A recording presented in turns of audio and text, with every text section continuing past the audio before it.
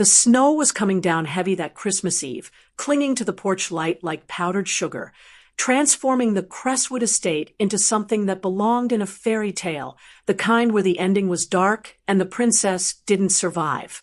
I stood in the entrance of the ballroom, my brother Vincent looming before me with his face flushed red with manufactured rage.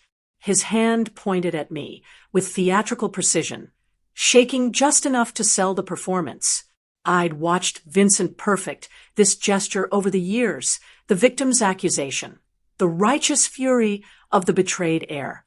"It's gone, Mother," he proclaimed, his voice carrying across the marble floor to reach the 60 or so Christmas Eve party guests who had turned to stare. "The heirloom watch is missing, and I saw Audrey near the safe an hour ago." My stomach dropped, not because I was guilty. I hadn't been anywhere near the safe, hadn't touched anything that wasn't mine in 10 years of being nobody in this house. My stomach dropped because I recognized the machinery of a trap, and I was already caught in it. My mother, Eliza, was draped in a crimson gown that probably cost more than my annual allowance. She looked at me as if I were a piece of dirt she had just tracked onto her expensive rug, which, come to think of it, was exactly how she'd always looked at me. Her sigh was theatrical, designed to be heard, to wound, to cement my humiliation into the memory of every witness. "You are such a disappointment, Audrey," she said, her voice carrying the weight of a decade of carefully cultivated disdain. Such a consistent, unwavering disappointment. She didn't wait for my response. She simply reached for a black garbage bag. I would later realize she'd had it ready, prepared, waiting for the moment Vincent would play his part, and pushed it into my chest with enough force to make me stagger back. "This is everything you own," she continued, her words precise and final as a judge's gavel. "Get out. Now, before you ruin the Crestwood name any further." The weight of that bag felt like the final blow, the exclamation point on a sentence that had been written long before I was born. I looked toward the security guard, a man whose name I'd never learned despite seeing him every day for 3 years. He didn't meet my eyes. He simply moved toward the door, his jaw tight, and opened it to the howling wind outside. The frigid December air blasted into the hallway like a living thing, carrying with it the scent of pine and betrayal.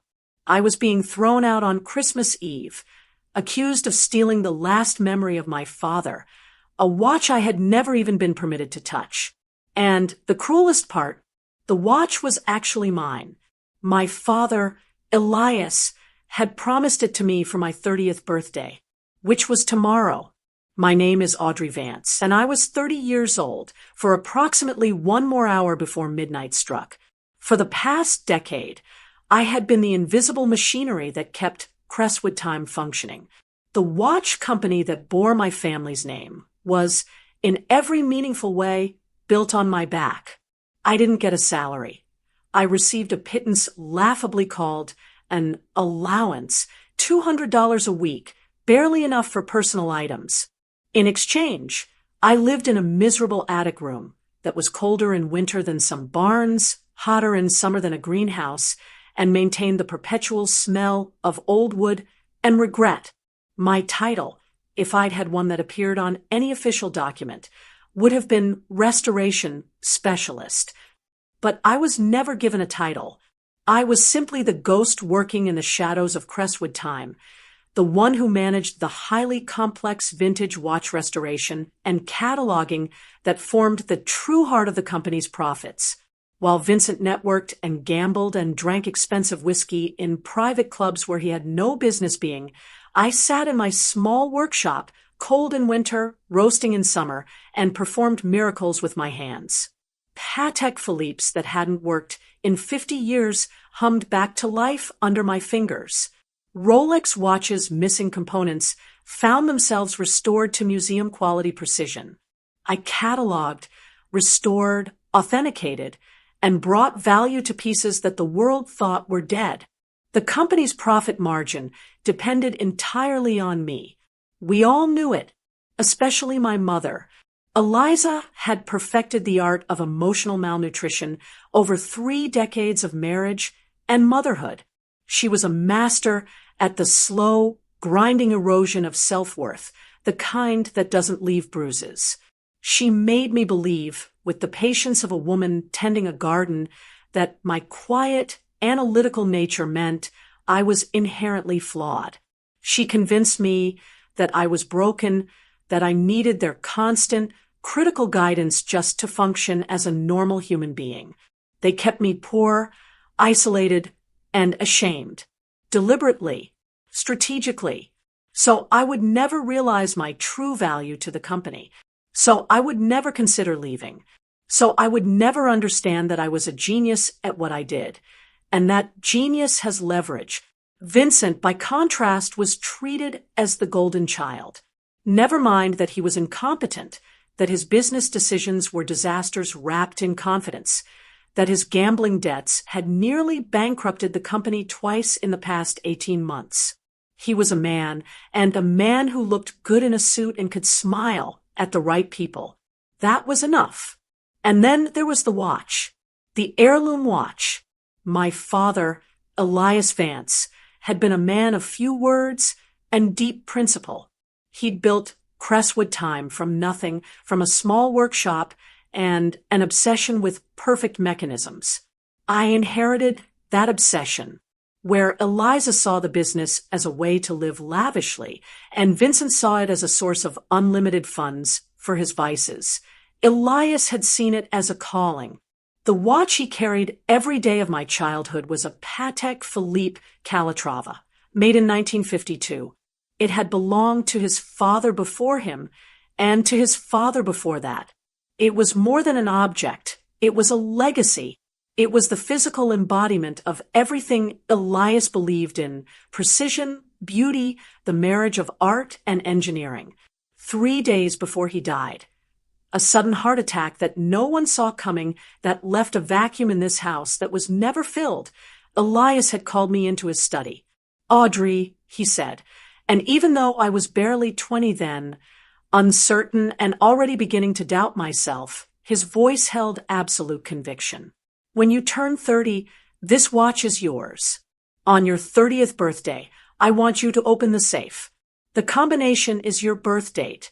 Inside, you'll find this watch, and with it, something else, something important that I've arranged for you." He hadn't said what it was. He just smiled, a sad, knowing smile, as if he understood something about the future that I didn't, and put the watch back in the safe. He died 3 weeks later. I'd never opened that safe. I'd never been allowed near it. Eliza had changed the code immediately after his death, and Vincent had eventually convinced her that touching Elias's things would be morbid and inappropriate. She'd agreed, and the safe had remained closed for 10 years, locked away in her private study, a monument to the things I couldn't have. Until tonight, when Vincent had decided it was valuable enough to steal. I clutched the garbage bag and stepped into the raging ice storm, leaving the warmth of the ballroom behind like leaving my life behind. The wind was a physical force, something with intention and malice, trying to knock me down the moment my feet hit the frozen driveway. The cold was shocking, the kind of cold that doesn't just make you uncomfortable but announces itself as dangerous, as capable of ending you if given enough time. I was wearing a sleeveless dress that had seemed perfectly appropriate 4 hours ago at the start of the party. I was wearing nothing else. No coat, no gloves, no hat. They hadn't even packed my winter coat.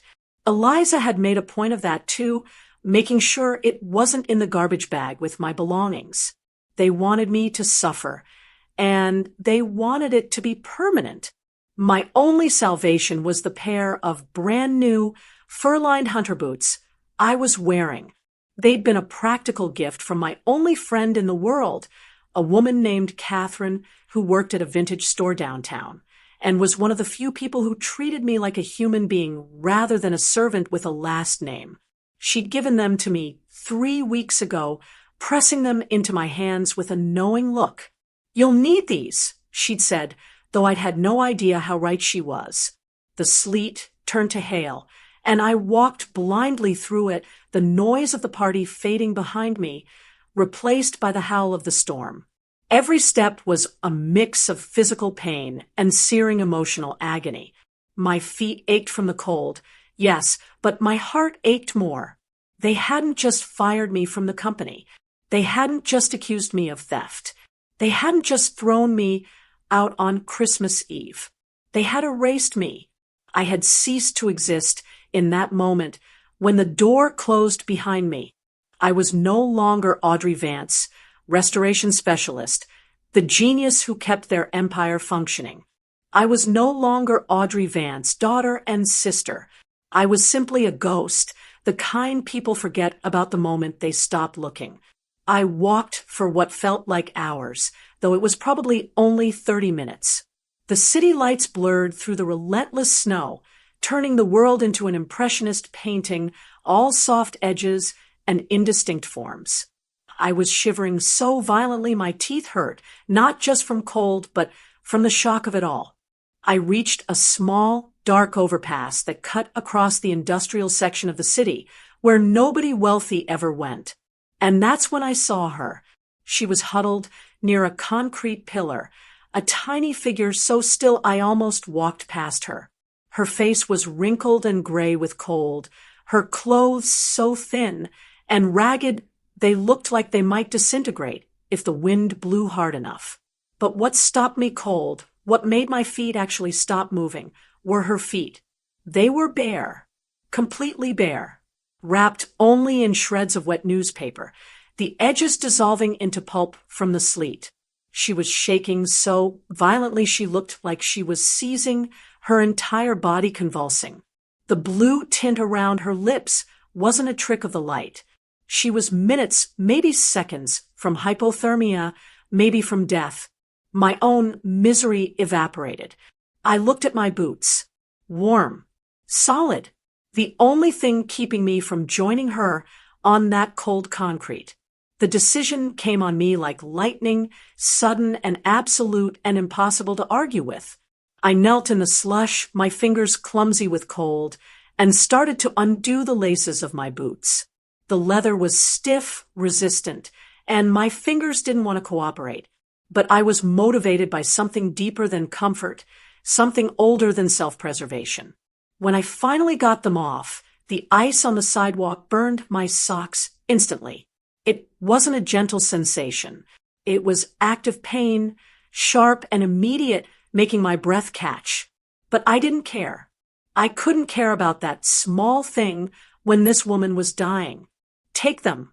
I managed to choke out, my voice rough from the cold and from unshed tears. Please. They're warm. They're really warm. The woman looked up at me, and for a moment, I forgot about the cold. Her eyes, though framed by weathered skin and hardship, were clear and sharp and intensely blue, the kind of blue that looked like it could see through to the bone. Eyes that had seen everything. Eyes that understood. She looked at my thin dress and bare feet sinking into the frozen slush. She looked at the garbage bag in the snow beside me, already accumulating a layer of white. She looked at me, really looked in a way that made me feel seen for the first time in 10 years. You have nothing left, she said, her voice a low, gravelly whisper that somehow cut through the howl of the storm. And you give away your only warmth. A tear escaped my eye, freezing instantly against my cheek. They can take everything else, I said, and I meant it with a totality that surprised me. They can take my house, my name, my past. They can take the company I built with my hands. But they won't take my kindness. That's mine. That's the only thing that's always been mine. The woman reached for the boots with shaking hands and pulled them on. They fit her perfectly, a miracle in itself. She looked at them for a long moment, as if she couldn't quite believe something good had happened to her. Then she reached inside her torn wool coat and pulled out something that seemed impossibly pristine, a clean leather wallet. She opened it with care and extracted a single business card. The card was stark white with a gold, etched crest, the kind of card that spoke of old money and older power. "My name is Helena Vance," she said, and her voice had changed. It was no longer the whisper of a dying woman. It was firm. It was strong. It was the voice of someone accustomed to command. "You will call this number tomorrow morning at 9 a.m. Not later. Not at 9:01. At exactly 9 a.m. I do not forget character, and I do not forget kindness. And I know your name. Audrey. Audrey Vance. Your kindness will be rewarded with opportunity. That is not a prediction. That is a promise." She stood up, the boots fitting her as if they'd been made for her. And then she turned and walked away into the swirling snow, disappearing into the white like a ghost herself, leaving me standing barefoot and shaking, clutching a mysterious card in hands that could no longer feel. I managed to find shelter at a 24-hour laundromat 3 blocks away. The moment I stepped inside, the warmth hit me like a physical blow. I sat in front of the dryers for hours, not actually drying clothes, just absorbing the heat, my feet gradually regaining feeling in a process that was more agony than relief. Around 3 a.m., when my shaking had subsided enough that I could hold a phone, I pulled out Helena's card and started researching. What I found made me question whether I'd hallucinated the entire encounter. Helena Vance. The name was real. The crest was real. And the legend was very, very real. Helena Vance wasn't homeless. Helena Vance was the reclusive matriarch of Phoenix Holdings, one of the oldest, most powerful banking families in the country. Her net worth was estimated in the tens of billions, possibly higher, though no one really knew because she kept her finances as private as her personal life. She was 73 years old. She had never married. She'd taken over Phoenix Holdings at 32 after the death of her father, and she'd transformed it from a regional bank into a global financial institution.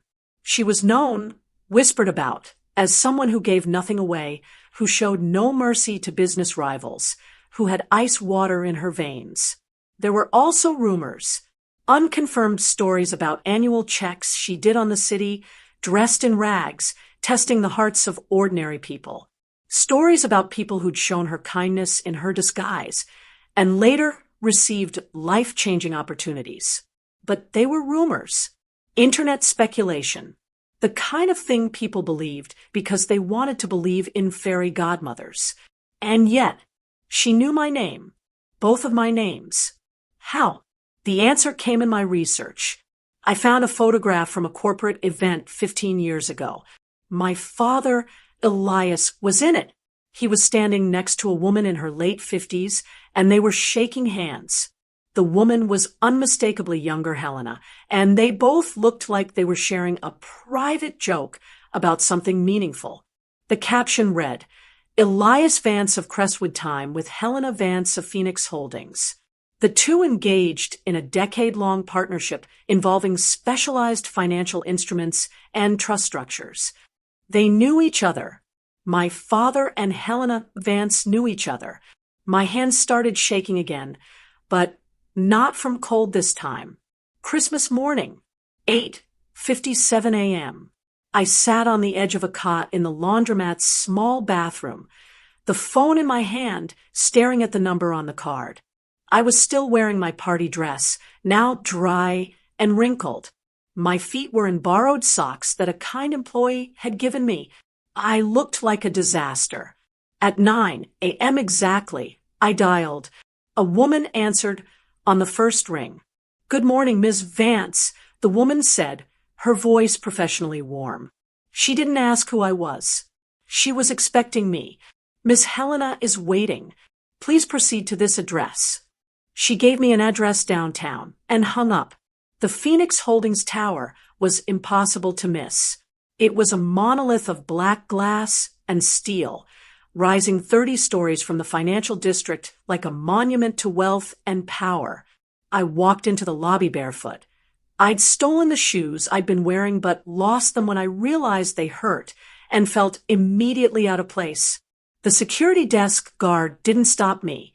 A woman in an elegant suit was waiting by the elevator bank, and she nodded at me as if she'd been expecting me exactly as I was. "Ms. Vance is on the 55th floor," she said simply. The elevator was all glass and exposed mechanisms, offering a view of the city spreading out below like a circuit board. On the 55th floor, the doors opened into an office that took my breath away.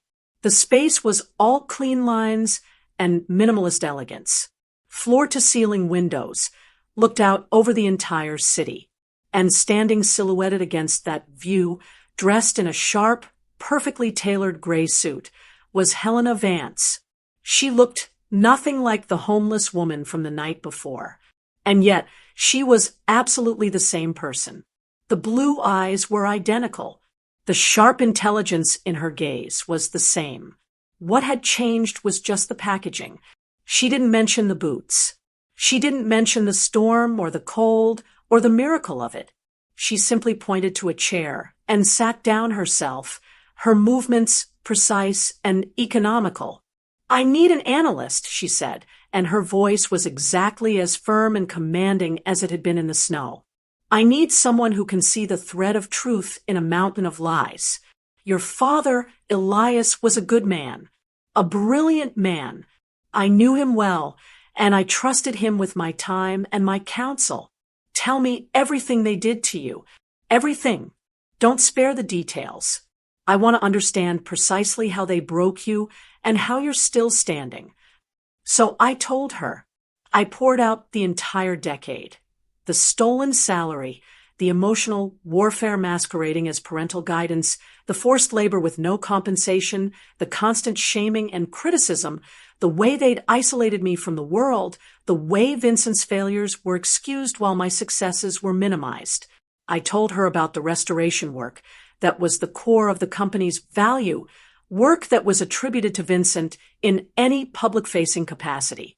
I told her about living in an attic like a servant while Eliza draped herself in clothes that cost more than the repair work I'd done that month. And I told her about last night, about the framing, about the watch, about being thrown out on Christmas Eve. When I finished, Helena was quiet for a long moment. She looked out the window at the city below, and when she spoke again, her voice was quiet. "Your father left me a letter before he died," she said. "He asked me to watch out for you. He said that his family would try to bury your light because they were afraid of how brightly it burned. He said that if the time came when you needed help, you would prove your worthiness through character, and that I should offer you opportunity." She turned back to me and slid a contract across her glass desk. "You start today. Your title is Personal Due Diligence Analyst. Your first task is to audit every single asset belonging to Crestwood Time and its principal owners.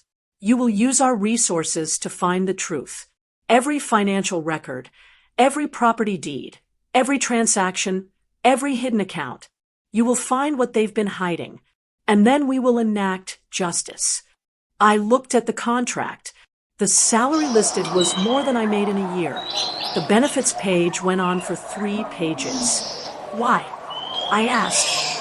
"Why would you do this for someone you met last night?" Helena smiled, and it was the first time I'd seen her truly smile. It transformed her face, made her look almost gentle. "Because you gave away your only warmth to a stranger when you had nothing left," she said simply. "That's not character.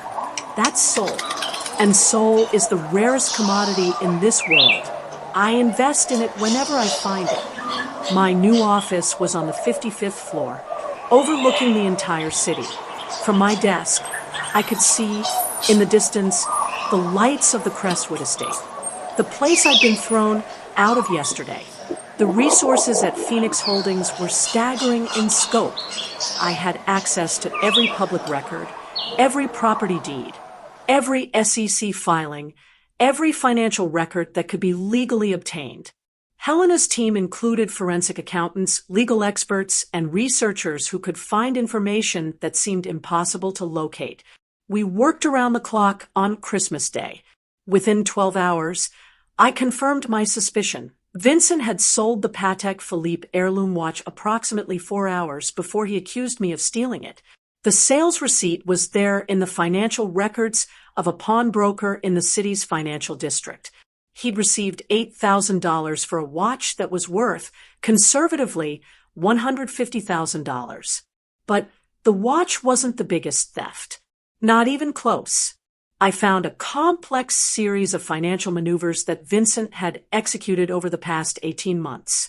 He had taken out massive, high-risk loans and secured them with what appeared to be company assets. But when I dug deeper, I found the securing document, something labeled Elias Vance Contingency Trust Deed. I'd never heard of this trust. It didn't appear in any public records I'd accessed as a family member. It didn't appear in the company financials. It existed in a legal gray area, hidden, protected, waiting. The document claimed to hold a single, massive asset, a $100 million portfolio that was set to mature on a very specific date. December 26th, the day after Christmas, on Elias's final birthday, which I realized was also one day after my 30th birthday.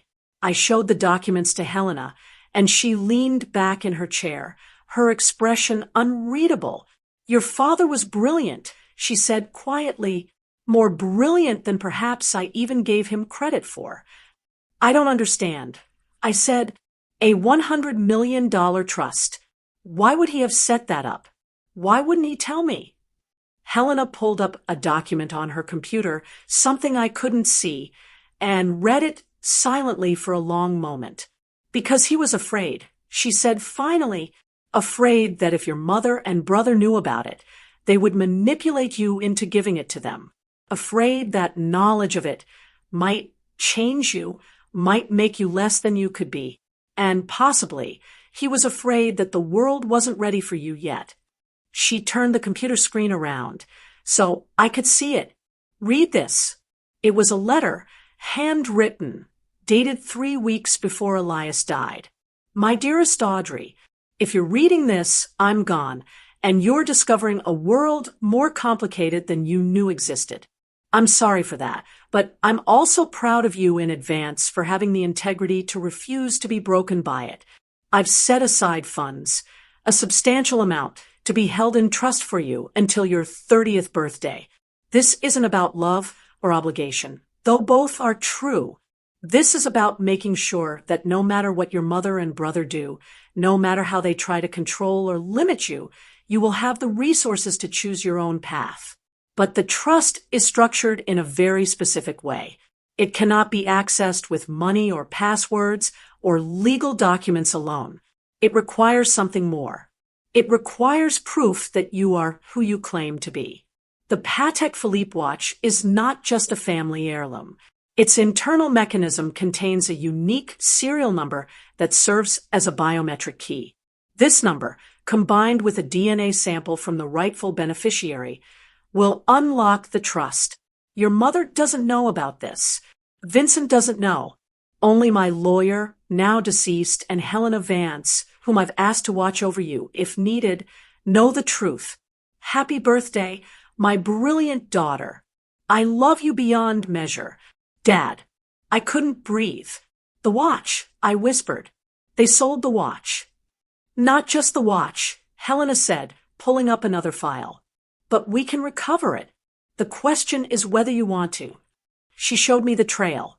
The pawnbroker had indeed immediately sold it to a collector named Mr. Thorne, a man known for his obsession with acquiring watches with unique serial numbers. Mr. Thorne was wealthy, sophisticated, and based in Paris. The trust was structured using a unique biometric key system, Helena explained. The only way to unlock the $100 million fund is with the specific internal serial number of the Patek Philippe heirloom watch, combined with a DNA sample from Audrey Vance. So Vincent made it impossible, I said, understanding slowly. He sold the key without even knowing it was a key. Yes, Helena said, but not impossible, just more complicated. And I like solving complicated problems. It took Helena's team exactly 48 hours to locate Mr. Thorne in Paris and another 6 hours to negotiate the return of the watch. I didn't ask how she did it. I didn't ask what it cost. I simply watched as a courier delivered a small velvet box to our office, and Helena opened it with the care of someone handling something sacred. The watch was exquisite, a 1952 Patek Philippe Calatrava, the case worn smooth with decades of use, the face absolutely pristine. I looked at it, and suddenly I could see my father, young, the watch on his wrist as he built an empire. I could see him passing it to me in my memory, could feel the weight of it in my palm. Your father was brilliant, Helena said, examining the watch under magnification. The serial number is hidden inside the case, etched into the movement itself. No one would find it unless they knew to look. Now we had the key. The next step was obtaining a DNA sample. That was easier. A simple blood test, run through Phoenix Holdings' private laboratory, with results I would never need to make public. But the real problem, and the one I'd been avoiding thinking about, was the question of revenge. We could simply claim the money and walk away, Helena said, as if reading my mind. You'd be a woman of significant means. You could live however you want, go wherever you want, become whoever you want to become. And they'd win, I said. They'd face financial consequences. Yes. But they'd keep their company. They'd keep their name. They'd face no justice for a decade of abuse. Helena smiled. It was a small smile, but it was predatory. I had a feeling you might say something like that. She said, which is why I took the liberty of looking more deeply into Crestwood Times affairs. Would you like to know what I found?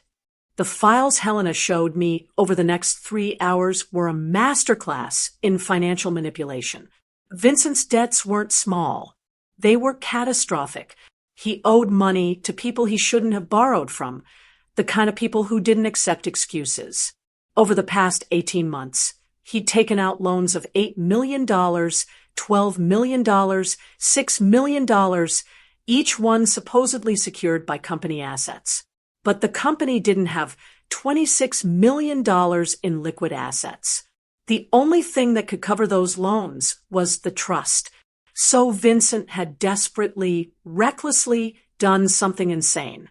He'd forged documentation claiming that the contingency trust was actually owned by Crestwood Time, that it was company property. Then he'd used that documentation to secure his personal loans. When the trust remained inaccessible on his expected date of maturity, his creditors would come looking for blood. And now, Helena showed me the final piece of the puzzle. Hidden in Elias's original will, accessed by her team of lawyers, was a clause that Eliza and Vincent had somehow never discovered. The clause was a hidden codicil. It stated, in precise legal language, should the primary beneficiary of the Patek Philippe Trust sign any transfer of assets to the Crestwood Legacy Trust, that transfer shall include the sole controlling shares of Crestwood Time, effective immediately. What does that mean? I asked. It means, Helena said, that your father anticipated this. He knew Vincent's weaknesses. He knew Vincent would eventually try to exploit the trust, and he created a contingency. She pulled out another document. Your mother and brother are going to contact you. They're going to offer you what they'll call a gift, a family share certificate. They want you to sign it, believing it will force you to drop any legal claims against them. But that document is actually a transfer of all non-liquid assets of the Crestwood Legacy Trust to the signatory. So if I sign, then your father's codicil activates. The controlling shares of Crestwood Time transfer to you automatically. And on the same date that the trust matures, December 26th, the company becomes yours. I understood then. My father, brilliant, careful, beloved Elias, had engineered his own revenge from beyond the grave. Eliza and Vincent made their move on Christmas afternoon. The call came through their corporate lawyer, a nervous man named Mitchell, who had absolutely no idea what he was being used for. He explained, in carefully neutral language, that the family wanted to extend an olive branch. Christmas reconciliation, a gift of ownership, a family share certificate, proof that I was still valued, still loved, despite everything. They want to show they still care, Mitchell said, and I could hear the discomfort in his voice. He knew something was wrong, but he couldn't quite figure out what. I'd like to see the document, I said simply. It arrived by courier within the hour. It was beautiful, actually embossed with the Crestwood crest, written in the language of corporate generosity, offering what appeared to be a minor ownership stake in the business as a gesture of familial love. I scanned it the moment I received it, and even without legal training, I could see the trap. Or rather, I could see what Elias had engineered. The document wasn't a gift certificate. It was a transfer of ownership for all non-liquid assets of the Crestwood Legacy Trust to the signatory, which meant that if I signed, the hidden codicil would activate, and I would become the majority owner of Crestwood Time. They had no idea. They were so desperate to force my capitulation, so certain of their own superiority, that they'd walked straight into the trap their own arrogance had created. Helena stood beside me as I read it. Your father knew them very well, she said quietly. He knew Vincent would be desperate, I said, understanding. He knew that when Vincent ran out of legitimate options, he'd try to manipulate me, and he knew that Vincent's desperation would be the moment when Vincent would hand everything over without even realizing it. Exactly, Helena said. The question is, what do you want to do? I held the pen in my hand, looking at the signature line. One signature. That's all it would take. I want to make sure they pay, I said. Then sign. I did. The moment I signed the document, Helena filed it with the Securities and Exchange Commission. It was the Christmas Day filing that no one paid attention to because everyone was distracted by the holiday. By the time anyone at Crestwood Time even thought to check the public records, it would be too late. That same evening, we made our next move. Vincent, growing increasingly desperate, attempted to access the contingency trust. It was his right, he believed. It was his legacy. It was owed to him. He walked into the bank at 9 a.m. on December 26th with a forged DNA sample and the serial number he'd memorized from the watch before he sold it. The bank officer, operating under Helena's instructions, listened politely to his request. Then the officer said something that made Vincent's blood run cold. The trust was accessed yesterday. Mr. Vance, the true beneficiary, Audrey Vance, used the biometric key this morning. The funds have been transferred to her designated account. The trust is now closed. Vincent screamed so loudly the officer had to hold the phone away from her ear. But screaming didn't change the facts. December 27th, 9 a.m. I walked into the Crestwood Time corporate headquarters, not through the back service entrance I'd used for a decade, but through the front lobby, the main entrance, the place reserved for clients and important people and people who mattered. I was dressed in a sleek, powerful suit provided by Helena. My posture was different. Everything about me was different. I was no longer the ghost in the shadows. I was the woman who'd inherited the kingdom. Eliza and Vincent were waiting in the main office, their faces drawn and furious, still reeling from the trust failure. Eliza's face was blotchy with rage. Vincent looked like a man in the grip of a nightmare he couldn't wake from. You broke the law, Audrey. Eliza shrieked the moment I walked in. You stole the trust. You forged documents. We'll see you in prison for this. I didn't raise my voice. I simply placed the freshly signed family share certificate on the table between us. The document that Vincent had given me. The document that he'd asked me to sign. The document that had cost him everything. I didn't steal the trust, Mother, I said, and my voice was calm, cold, utterly steady. Father left it to me. It was always mine. And I didn't steal the company. You and Vincent gave it to me. You signed it over, willingly believing you were manipulating me into submission. You were wrong. Eliza's face went white. Vincent grabbed the document, his hands shaking so violently he nearly dropped it. His eyes scanned the fine print, moving faster and faster, searching for something that would make this not true, that would make it so this nightmare had some way out. And then he found it, the hidden codicil, the clause that Elias had buried in the document where it would only be found by someone desperately searching for a loophole. No, Vincent whispered. No, that's not. We didn't know. That's exactly my point, I said. You didn't know. You were too arrogant to read the documents you were forcing me to sign. You were too desperate to think this through.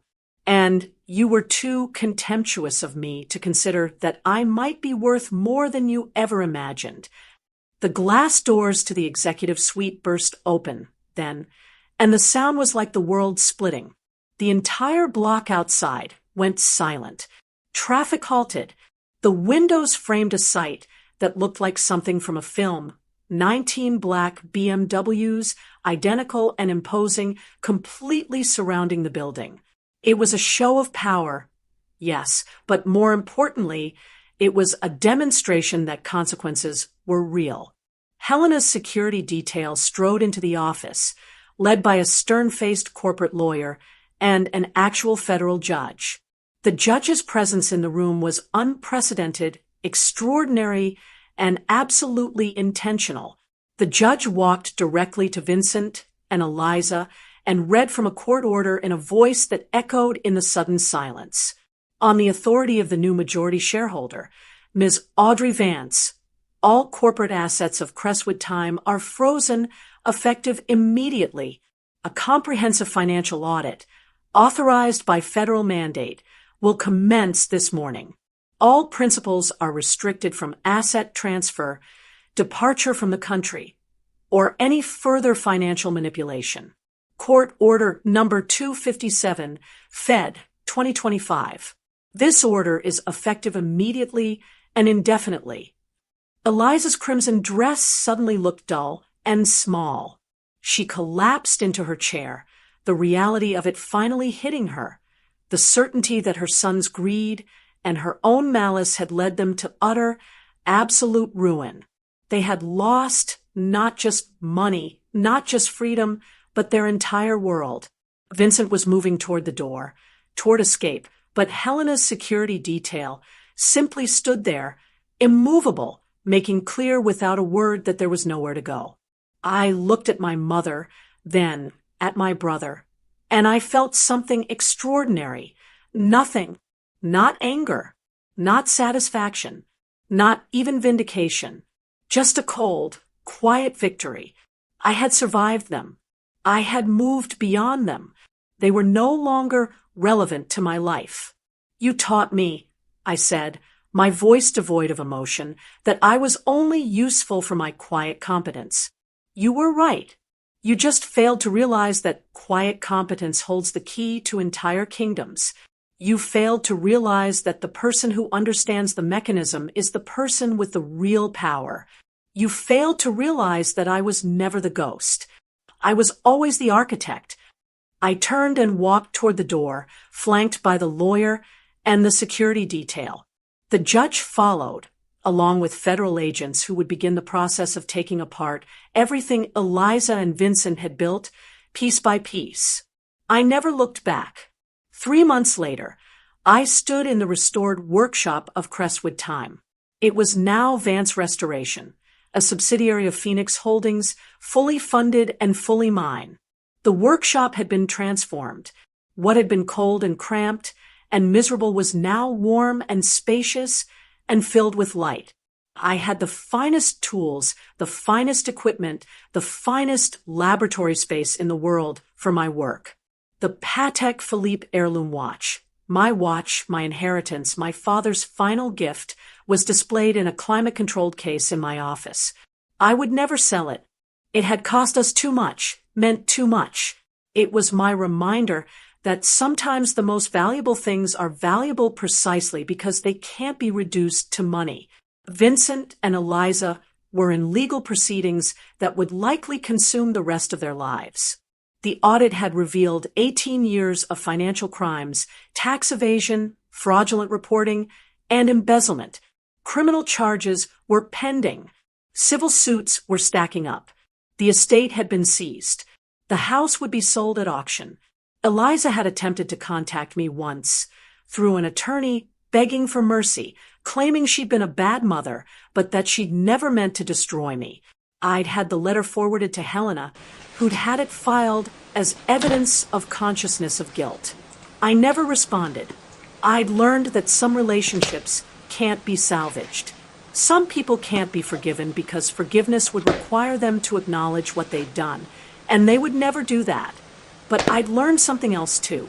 I'd learned that kindness, real, genuine, selfless kindness, had its own power. It had brought Helena into my life when I needed her most. It had fundamentally altered the trajectory of my existence. 3 months after taking control of Crestwood Time, I established the Elias Vance Foundation in my father's name. The foundation dedicated itself to helping young people in artistic and analytical fields, people who were being held back by circumstance, by family, by poverty. The foundation provided mentorship, opportunity, and resources to people like I had been, people with quiet competence who just needed a chance to shine. Helena and I had become something like friends. She visited the workshop every week, and we'd discuss watches, business, the architecture of justice, and the ways that careful planning could reshape destinies. Your father would be proud, she told me one afternoon, watching as I performed a restoration on a 1940s Omega. Not just of what you've accomplished, but of who you are. You could have used this opportunity for revenge.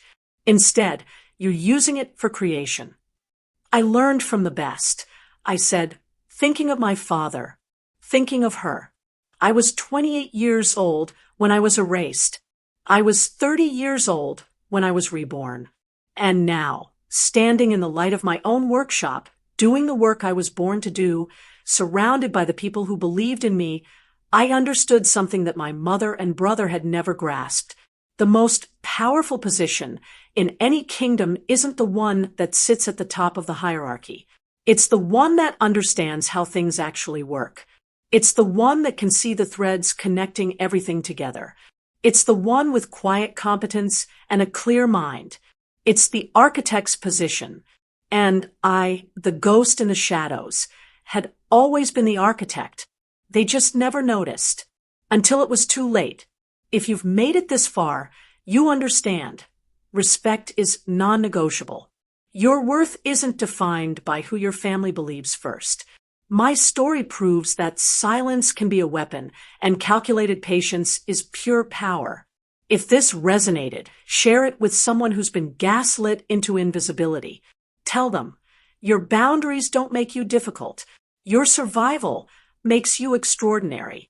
The revolution happens when you write your own ending. Your worth was never in question. It was only waiting to be remembered. Have you had to prove your worth to a family that underestimated you?